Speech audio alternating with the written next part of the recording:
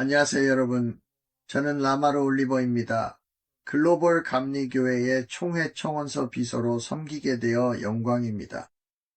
2026년 총회를 위한 청원서 제출 절차에 오신 것을 환영합니다. 청원서 홈페이지에 자세한 안내와 PDF 양식, 그리고 청원서 제출 절차를 개괄한 흐름도를 제공해드렸지만 이번에는 이 과정을 자세히 안내해드리기 위해 이 영상을 준비했습니다. 처음부터 끝까지 청원서 제출 과정을 직접 보면서 도움이 될 분들을 위해 준비한 안내입니다. 이 영상은 개인으로서 청원서를 제출하는 분들을 위해 특별히 제작되었습니다. 만약 연회나 공식교회 기관을 대표하여 제출하는 경우라면 총회 웹사이트의 청원서 페이지를 참고해 주시기 바랍니다. 해당 상황에 맞는 안내 영상을 이와 비슷하게 링크로 제공하고 있습니다. 이제 청원서 제출 양식으로 이동하기 전에 꼭 기억해야 할 중요한 점이 있습니다. 이 양식을 작성하기 시작하면 진행 상황을 저장할 수 있는 방법이 없습니다. 따라서 이 과정을 시작하기 전에 청원서에 필요한 모든 정보를 미리 준비해 두시기 바랍니다. 청원서 페이지의 PDF 자료에는 체크리스트가 제공됩니다. 이 체크리스트를 반드시 작성하실 것을 강력히 권장합니다. 제출 과정을 시작하기 전에 꼭 확인해 주세요. 이제 실제로 정보를 입력하기 전에 청원자는 배경 정보 및 문서 섹션에서 4가지 필수 문서에 대한 링크를 확인할 수 있습니다. 첫째, 우리의 공동체 생활을 위한 조직 계획과 언약서입니다. 둘째, 청원서 제출 절차 개요입니다. 셋째, 교리와 규율의 책입니다. 넷째, 사법 관행 및 절차입니다. 사용자는 청원서 제출 절차를 진행하기 위해 조직 계획과 언약서 그리고 청원서 제출 절차 개요를 다운로드하고 읽었음을 반드시 확인해야 합니다. 혼란을 최소화하기 위해 3가지 중요한 사항을 꼭 기억해 주시기 바랍니다. 첫째, 청원서의 분류입니다. 둘째, GMC 회원 자격 요건입니다. 마지막으로 청원서는 반드시 이 포털을 통해 제출해야 한다는 점을 명확히 합니다. 개인 단체를 대표하거나 연례회의에서 청원서를 제출하든 상관없이 청원자는 반드시 이름과 성, 유효한 이메일 주소, 그리고 전화번호를 제공해야 합니다. 참고로 시간을 절약하기 위해 이 페이지의 상단 부분은 미리 입력해 두었습니다. 사용자는 드롭다운 메뉴에서 자신의 국가를 선택해야 합니다. 그리고 주, 도 또는 지역을 선택해야 합니다. 참고로 유효한 국가 선택란은 자동으로 체크됩니다. 이것은 위의 정보에 대한 내부 확인 역할을 합니다. 해당 박스는 신경 쓰지 않으셔도 됩니다. 우편 주소는 온라인 데이터 수집에서 사용되는 표준 형식을 따릅니다. 시간을 절약하기 위해 이 정보도 미리 입력해 두었습니다. 청원자가 개인 자격으로 제출하는 경우 제출자 유형에서 개인 버튼이 선택되어 있는지 반드시 확인해 주시기 바랍니다. 통계 목적을 위해 우리는 청원을 제출하는 개인에 대한 데이터를 수집하고 있으므로 제출자 회원 유형 메뉴에서 평신도인지 성직자인지 표시해 주시기를 청원자에게 요청하고 있습니다. 청원자는 자신이 소속된 연회도 표시해야 합니다. 연회를 선택할 수 있는 메뉴가 나타납니다. 만약 청원자가 평신도이고 자신의 교회가 어느 연회에 속해 있는지 잘 모른다면 지역 목회자가 이 정보를 제공해 줄 수 있습니다. 간단히 말씀드리면 이 과정 전반에 걸쳐 이러한 드롭다운 메뉴는 우리 교단의 공식 데이터베이스에서 정보를 불러오므로 모든 연회가 이곳에 나열되어 있습니다. 만약 어떤 이유로 연회가 이곳에 나와 있지 않다면 petitions@globalmethodist.org로 저에게 이메일을 보내주시기 바랍니다. org입니다. 특정 지역교회를 입력할 때 가장 좋은 방법은 데이터베이스 검색을 돕기 위해 키워드를 입력하는 것입니다. 예를 들어 저와 제 가족은 루이지애나 러스턴에 있는 트리니티 감리교회 일원입니다. 우리 교회를 찾기 위해 저는 트리니티로 검색을 시작하겠습니다.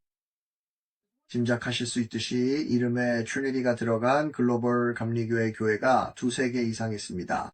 정확히 말씀드리면 2025년 11월 13일 기준으로 94개입니다. 이제 검색어에 러스틴을 추가하면은 바로 결과가 나옵니다.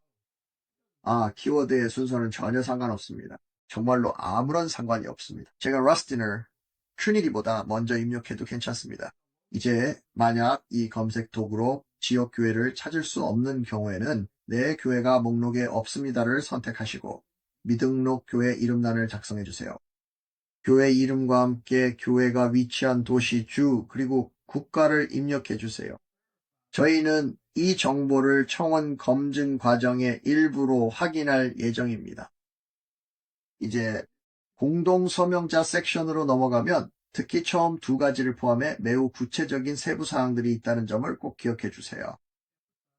청원자가 공동 서명자의 정확한 이메일 정보를 확보하고 입력하는 것이 본인의 책임임을 아무리 강조해도 지나치지 않습니다. 잘못된 이메일 주소를 입력할 경우 해당 청원은 심사 대상에서 제외됩니다. 또한 공동 서명자는 반드시 글로벌 감리교회 글로벌 메서디스트 처치 회원이어야 합니다. 2024년에는 이 2가지 첫 번째 사항과 관련된 공동 서명자 문제로 인해 여러 청원이 무효 처리되었습니다. 그래서 이 부분을 강하게 강조하는 것입니다. 그리고 모든 공동 서명자에게 연락이 갈 예정입니다. 청원자가 공동 서명자의 정보를 입력한 후에는 공동 서명자의 이메일 주소를 확인했음을 반드시 인정해야 합니다. 이 섹션을 완료하고 다음 버튼을 누르면 청원서 페이지가 나타납니다. 만약 이 청원이 교리와 규율서, Book of Doctrines and Discipline 또는 사법 관행 및 절차, Judicial Practice and Procedures와 관련된 것이라면 문단 수정 유형, Paragraph, Modification Type 메뉴에서 해당 항목을 선택하세요. 2 문서 중 하나의 기존 문단을 수정하는 청원의 경우에 해당합니다. 청원이 다루는 문단과 해당되는 경우에는 하위 문단을 선택하세요. 2 문서 중 하나의 새로운 문단을 추가하고자 하는 청원의 경우 이 청원이 다루는 문서의 섹션을 반드시 명시해야 합니다. 만약 이 청원이 심의를 위한 결의안 resolution 이라면 결의안을 선택한 후 청원자는 바로 청원 제목 입력 단계로 진행하게 됩니다. 청원 제목을 선택할 때 참고할 만한 조언이 있습니다. 청원 제출 과정을 시작하기 전에 청원 제목을 미리 정해두시기 바랍니다. 제목을 정한 후 3명에서 4명의 친구에게 청원을 읽어보게 하고 그 제목이 적합한지 다시 한번 고려해보세요. 강력하고 효과적인 제목은 대표자들과 더 넓은 GMC 커뮤니티에 큰 도움이 됩니다. 2016년을 위한 한 가지 변화는 근거 라셔넬의 입력 용량이 늘어났다는 점입니다. 50% 증가했습니다. 청원자는 자신의 청원 근거를 최대 750자까지 작성할 수 있습니다. 근거와 관련하여 청원 본문에 기재된 모든 근거는 삭제된다는 점을 유의해 주시기 바랍니다. 이 부분에 대해서는 이 양식의 다음 섹션에서 더 자세히 다룰 예정입니다. 750자 제한은 절대적입니다. 청원자는 근거 섹션을 최대한 잘 활용할 수 있도록 시간을 들여 근거를 신중하게 작성하는 것이 권장됩니다. 불필요한 장식은 모두 걷어내고 왜 그런지의 핵심에 집중하세요. 이제 청원 본문으로 넘어가면 여기에 나와 있는 지침을 꼼꼼히 확인하시기 바랍니다. 과정을 안내하는 구체적인 지시사항이 있습니다. 이 지시사항들은 매우 중요합니다. 모든 청원서는 반드시 이 온라인 입력 양식을 통해 제출해야 하기 때문입니다. 파일 업로드 옵션은 제공되지 않습니다. 이제 기존 단락을 수정하는 방식과 새로운 단락을 추가하는 청원서를 제출하는 방식을 모두 살펴보겠습니다. 먼저 교리와 규율서의 기존 단락을 수정하는 청원서부터 시작해 보겠습니다. 이번 교육을 위해 저는 기존의 706.1 단락을 수정하는 청원서를 제출하는 예시를 사용하겠습니다. 적절한 청원 유형과 단락 수정 유형을 선택한 후 해당 BDD 단락 그리고 하위 단락을 선택합니다. 이유 설명 부분에 있어서는 많은 사람들이 청원서와 결의안에 연관짓는 whereas 등 대신 저는 현재 상황을 밝히는 문장 하나와 구체적인 해결책을 제시하는 문장 하나, 이렇게 두 문장으로 이유를 작성하기로 했습니다. 두 번째 문장은 해당 청원이 의도하는 결과와 이 변경을 권장하는 이유를 설명합니다. 또한 문자 수가 표시됩니다. 저는 450자 조금 넘게 작성했는데 750자 최대치에는 한참 못 미칩니다. 다른 애플리케이션에서 미리 텍스트를 준비해 복사에 붙여넣을 수 있다면 이 과정이 매우 수월해집니다. 이제 이유 설명이 끝났으니 청원의 본문으로 넘어가겠습니다. 이 청원의 이유 설명과 마찬가지로 본문 수정 내용도 다른 앱에서 미리 준비해 두어 복사에 붙여넣을 수 있도록 했습니다. 텍스트 상자를 사용하는 분들을 위해서입니다. 청원서를 작성하는 과정을 좀 더 자세히 안내해 드리겠습니다. 이번 청원이 단락 수정 청원이기 때문에 저는 먼저 현재 교리와 규율서의 PDF 파일을 엽니다. 이 파일의 링크는 청원서 텍스트 입력란 위쪽 섹션에 있습니다.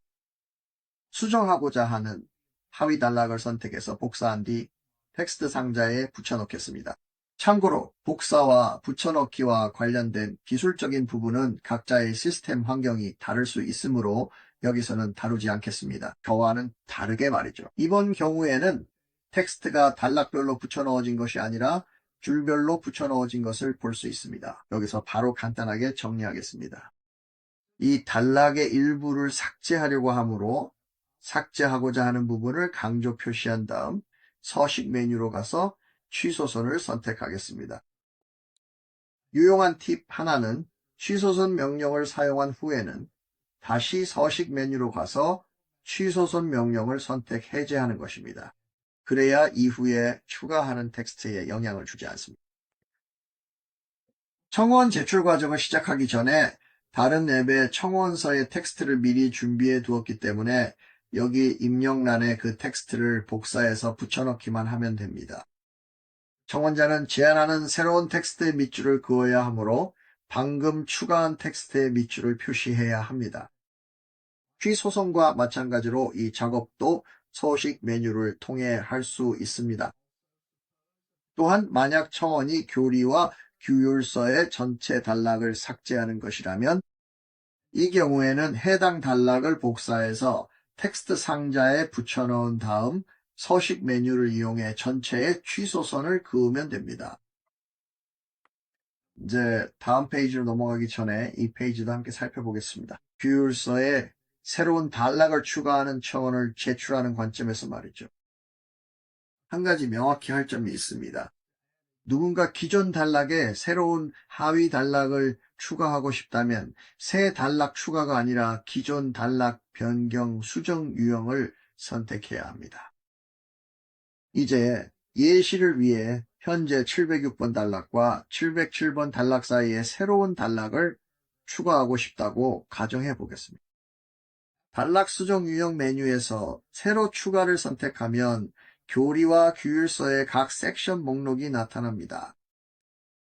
추가하려는 단락이 700번대에 해당하므로 저는 7번 섹션인 컨퍼런스를 선택하겠습니다.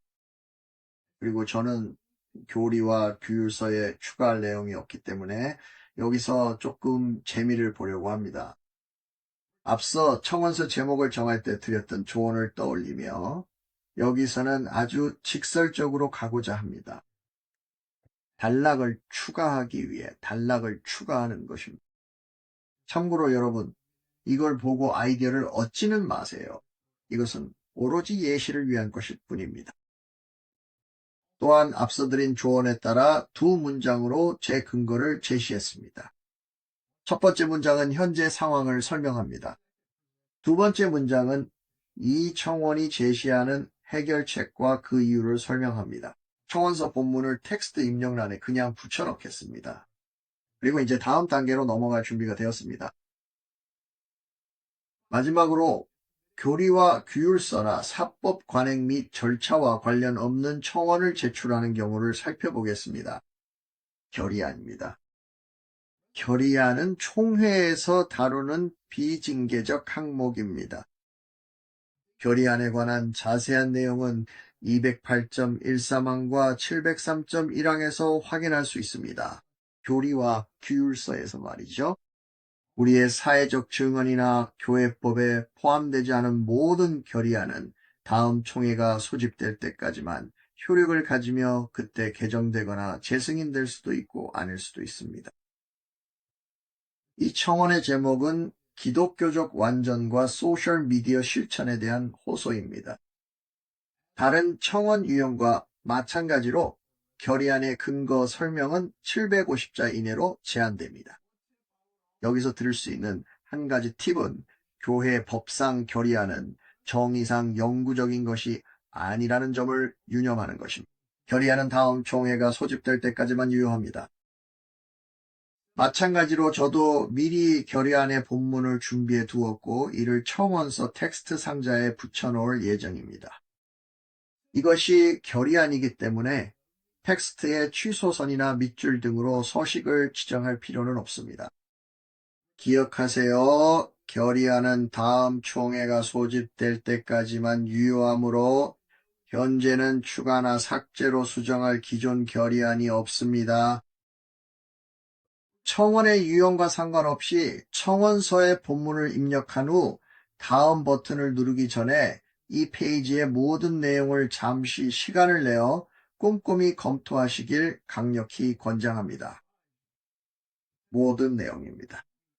그리고 이것은 다음 페이지 상단에서 분명해질 것입니다. 이제 다음 단계로 넘어갈 준비가 되셨나요? 다음 버튼을 누르세요. 제가 다음을 누르기 전에 반드시 모든 내용을 읽어보라고 강하게 권했던 것 기억하시죠? 자, 제출 버튼을 누르기 전에 청원자는 이전 페이지들을 검토했음을 확인해야 하며 정보가 정확함을 인증해야 합니다. 이 단계는 필수적입니다. 왜냐하면 제출 과정에서 발생한 오류에 대해 저희는 책임지지 않기 때문입니다. 그리고 청원자가 이 필수 단계를 완료하면 남은 것은 한 가지뿐입니다. 청원자가 전자 서명을 하고 마우스, 키패드, 터치스크린 등 원하는 방식으로 서명한 뒤 제출 날짜를 입력하면 됩니다. 다음 페이지에서는 제출이 접수되었음을 확인할 수 있습니다. 또한 전체 제출 내용을 PDF로 다운로드할 수 있는 링크가 있다는 점도 주목하세요. 저희는 사용자가 반드시 그 PDF를 다운로드할 것을 강력히 권장합니다. 청원자 역시 그 사본을 받게 됩니다. 제출이 확인되었다는 이메일을 통해서요. 이것으로 모두 끝입니다, 여러분. 이 튜토리얼을 끝까지 따라와 주셔서 감사합니다.